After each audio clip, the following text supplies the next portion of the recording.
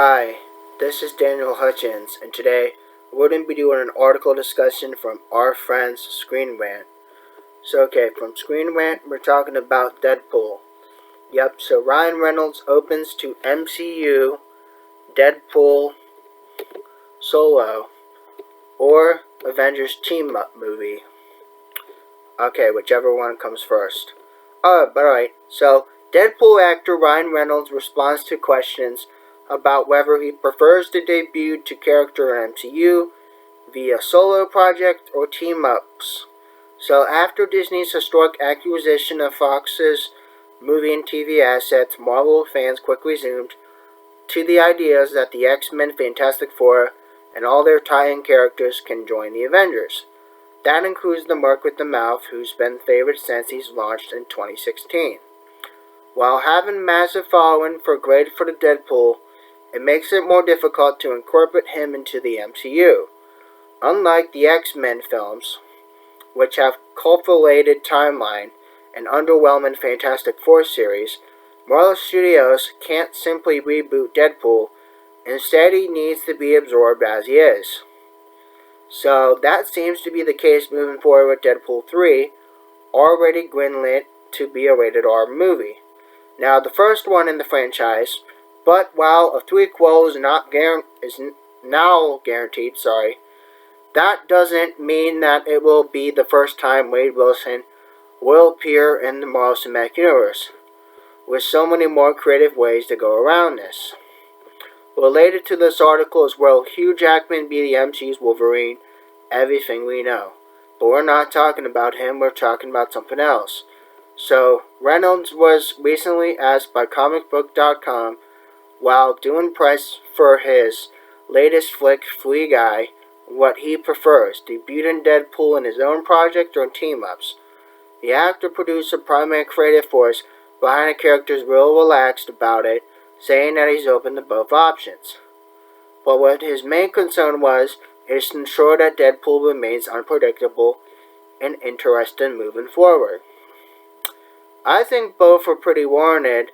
I think you're always going to zig when somebody's expecting you to zag when it comes to that character. As long as Disney's open to doing pretty wildly divergent or having some wildly divergent uses of Deadpool, then I dig in. Man, I think it's all great. That's what he said though. So gone are the days that heroes need their own movie to debut. As franchises seem to expand, studios can now integrate them first in ensemble projects before launching them off in their own solos. For Marvel Studios, this explicitly started in Captain America Civil War, where we had Spider-Man and Black Panther first involved in the conflict between Tony Stark and Steve Rogers. Subsequently, they starred their own films, Homecoming and Black Panther, respectively, but it does seem as seamless transition as their experience from the Joe and Anthony Russo film set up their eventual standalone outings. But aside from this trend, seeing Reynolds' Deadpool interacting with Taika Waititi's Korg in promo for Free Guy teases the fun possibility of a potty-mouthed mutant interacting with characters in MCU. But like Deadpool 3, that's already given consideration, considering that the franchise's interconnected nature. Meanwhile, dropping him in an upcoming project could explicitly reveal the ramifications of the multiverse now in chaos. Whatever the case may be, one thing is for sure, viewers will be happy to see Wade Wilson wreaking havoc in MCU.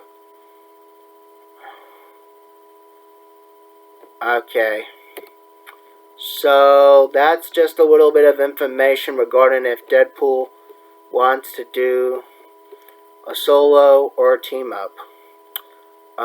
So I'm going to be doing another article and then we're going to close this up. But first we just got to find the right material, y'all. So now what we're going to be talking about is the Fantastic Four. So Marvel revisits Fantastic Four Milestone for the team's 60th anniversary. This is commemorative to the Fantastic Four's 60th anniversary, with a new giant-size issue revisiting the classic Milestone. Marvel's bringing back the Fantastic Four's biggest milestone, for the team's 60th anniversary. Fantastic Four Anniversary Tribute 1. We'll revisit the very first issue as well as Marvel's biggest weddings. But in September 2020, Marvel published Giant-Size X-Men Tribute the Reign and Cockrum, #1, celebrating the 45th anniversary of Uncanny X-Men Second Genesis, which revitalized X-Men in its new cast. In March 2021, Captain America Anniversary Tribute #1 released, which celebrated Captain America's 80th anniversary by revisiting Captain America debut and return. Now the Fantastic Four is going to have their own anniversary special in the same vein. Okay, so relate to this article, Marvel's greatest female and non-binary characters spotlighted in new books. But we're not talking about that, we're talking about someone else. So Fantastic Four Anniversary Tribute #1 has been announced by Marvel. This giant size issue will allow today's top artists to recreate the team's biggest moments. The Fantastic Four debuted in their self-titled series in 1961. Probably before the time y'all were all born. But like I said, that's anyway though. Well, Fantastic Four Annual #3 from 1965, again from before y'all were born, featured the wedding of Sue Storm and Reed Richards. Both of these issues were written by Stan Lee and Jack the King Kirby. So, the artists have very large shoes to fill. You can check out covers and variants here on Screen Rant. Now you have to go to Screen Rant to see the article photos. Otherwise, you're not going to know what they are. Just saying. So the cover revisiting the Fantastic Four's debut issue is illustrated by Steve McNiven. The variant cover revisiting Fantastic Four Annual #3 is illustrated by Jim Cheung.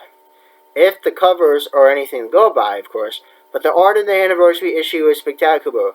Recreation of Fantastic Four #1 has made several changes, such as placing team in their iconic costumes.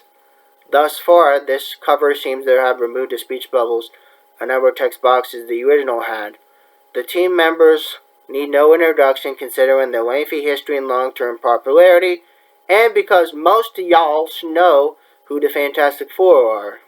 If you don't, you're stupid.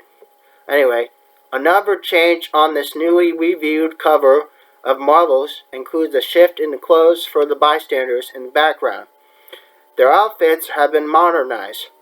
More effects have also seen and have been drawn in with additional detail, while the figures from the original cover background, seemingly a police officer, no longer visible and with all the added smoke. Now, Fantastic Four Annual #3 revisits the nearly identical original, as all the characters on the cover are the same, and are in certain places. The updated version just adds more detail and depth to each of them, giving it a more modern look. Executive editor Tom Brevoort from Marvel says, "This issue not only reimagines the initial Fantastic Four issue from 1961 back before y'all were born through the vision of the artists of today, but also the latest story from Fantastic Four Annual #3 back before y'all were born, in which Reed and Sue were married and the entire Marvel Universe period showed up. There's really no better way to commemorate the anniversary by revisiting those classic works anew."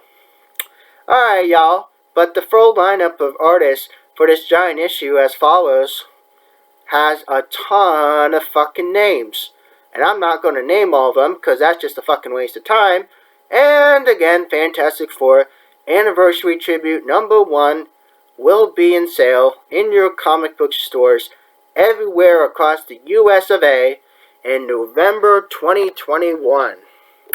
So there you go, guys. That's just a little bit of a bonus for y'all about Marvel revisiting Fantastic Four's anniversary. If you guys like this content, please hit that thumbs up.